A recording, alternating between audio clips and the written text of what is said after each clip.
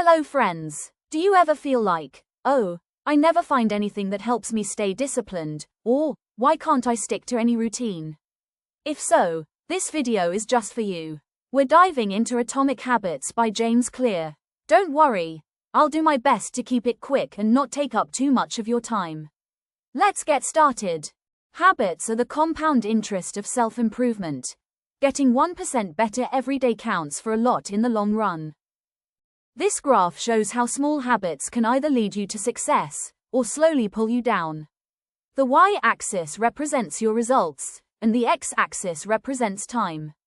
Look closely, the effects of small habits compound over time. For example, if you get just 1% better every day, by the end of a year, you'll be nearly 37 times better than when you started. Success is the product of daily habits, not once-in-a-lifetime transformations. You get what you repeat. Your habits can compound for you or against you. Positive compounding productivity compounds. Accomplishing one extra task is a small feat on any given day, but it counts for a lot over an entire career.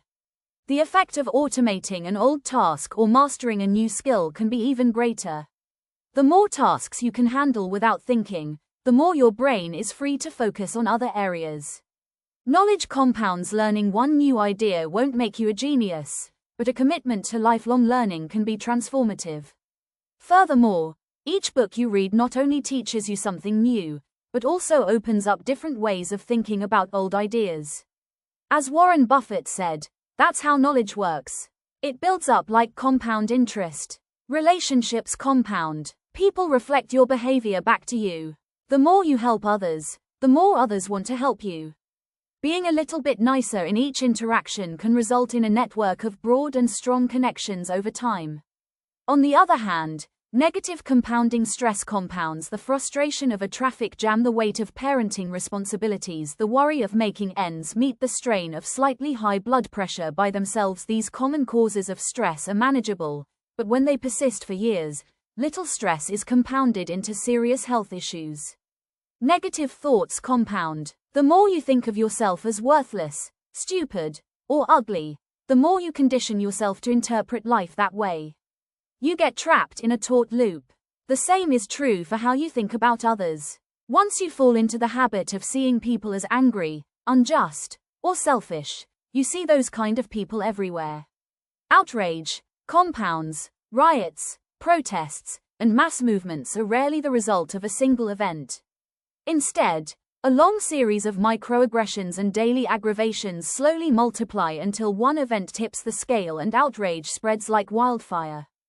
Focus on system, not on goals. An atomic habit is a little habit that is part of a larger system. Just as atoms are the building blocks of molecules, atomic habits are the building blocks of remarkable results. Habits are a double-edged sword. They can work for you or against you, which is why understanding the details is essential. Some changes often appear to make no difference until you cross a critical threshold. The most powerful outcomes of any compounding process are delayed. You need to be patient. For example, if you are an entrepreneur, your goal might be to build $1 million business. Your system is how you chase product ideas, hire employees, and run marketing campaigns. Goals are good for setting a direction, but systems are best for making progress. Why our brain builds habits. Whenever you encounter a new situation in life, your brain has to make a decision. How do I respond to this? Neurological activity in the brain is high during this period. You are carefully analyzing the situation and making conscious decisions about how to act. You are taking in tons of new information and trying to make sense of it all. You are feeling anxious and you discover that going for a run calms you down. You are mentally exhausted from a long day of work and you learn that playing video games relaxes you. You are exploring and bump a reward. After you stumble upon an unexpected reward, you alter your strategy for next time. Your brain immediately begins to catalog events that preceded the reward. As habits are created, the level of activity in the brain decreases. The primary reason the brain remembers the past is to better predict what will work in the future. The people who don't have their habits handled are often the ones with the least amount of freedom. The signs of how habits work. Cue, craving, response, and reward. All habits proceed through 4 stages in the same order. The cue is about noticing the reward. The craving is about wanting the reward. The response is about obtaining the reward. We chase rewards because they serve 2 purposes. 1. They satisfy us, and 2. They teach us. For example, cue. You wake up. Craving. You want to feel alert. Response. You drink a cup of coffee. Reward. You satisfy your craving to feel alert. Drinking coffee becomes associated with waking up. There are 4 laws of making a good habit and breaking a bad habit. How to create a good habit. First law, make it obvious. Fill out the habits scorecard. Write down your current habits to become aware of them. Use implementation intentions. Use habit stacking. Design your environment. Make the cues of good habits obvious and visible. Second law, make it attractive. Use temptation building. Pair an action you want to do with an action you need to do. Join a culture where your desired behavior is normal behavior. Create a motivation ritual. Do something you enjoy immediately before a difficult habit. Third law, make it easy. Reduce friction. Decrease the number of steps between you and your good habits.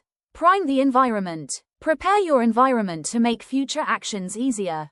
Master the decisive moment. Optimize the small choices that deliver outsized impact. Use the 2-minute rule. Downscale your habits until they can be done in 2 minutes or less.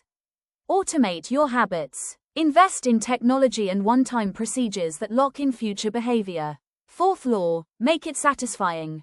Use reinforcement. Give yourself an immediate reward when you complete your habit. Make doing nothing enjoyable. When avoiding a bad habit, design a way to see the benefits. Use a habit tracker. Keep track of your habits strict. Don't break the chain. Never miss twice. When you forget to do a habit, make sure you get back on track immediately. How to break a bad habit. Inversion of the first law. Make it invincible. Reduce exposure. Remove the cues of your bad habits from your environment. For example, if you're trying to study, you have to choose your reading table and reading room, not in the bedroom where you study, eat. Well, someone may say that we have a small house, a small apartment where we have to perform multiple tasks in one room. Then use a table lamp. It would be better. Inversion of the second law. Make it unattractive. Reframe your mindset. Highlight the benefits of avoiding your bad habits. Inversion of the third law. Make it difficult. Increase friction. Increase the number of steps between you and your bad habits. Use a commitment device. Restrict your future choices to the ones that benefit you. Inversion of the fourth law. Make it unsatisfying. Get an accountability partner. Ask someone to watch your behavior. Create a habit contract. Make the costs of your bad habits public and painful. For example, in one page, write down that if you fail to perform this habit within these days, then you have to pay your friend or your family members $30 or more. So that if you fail you have to pay, and you will know the pain that I have to lost my money, I have to lost my savings if I fail to do the tasks I want to do. The pain of losing money will get you there. When you can't win by being better, you can win by being different. By combining your skills, you reduce the level of computation, which makes it easier to stand out. The secret to maximizing your odds of success is to choose the right field of competition. Genes cannot be easily changed, which means they provide a powerful advantage in favorable circumstances and a serious disadvantage in unfavorable circumstances. Habits are easier when they align with your natural abilities. Choose the habits that best suit you. Play a game that favors your strengths. If you can't find a game that favors you, create one. Genes can't make you successful if you're not doing the work. Work hard on the things that come easy. The Goldilocks rule. How to stay motivated in work.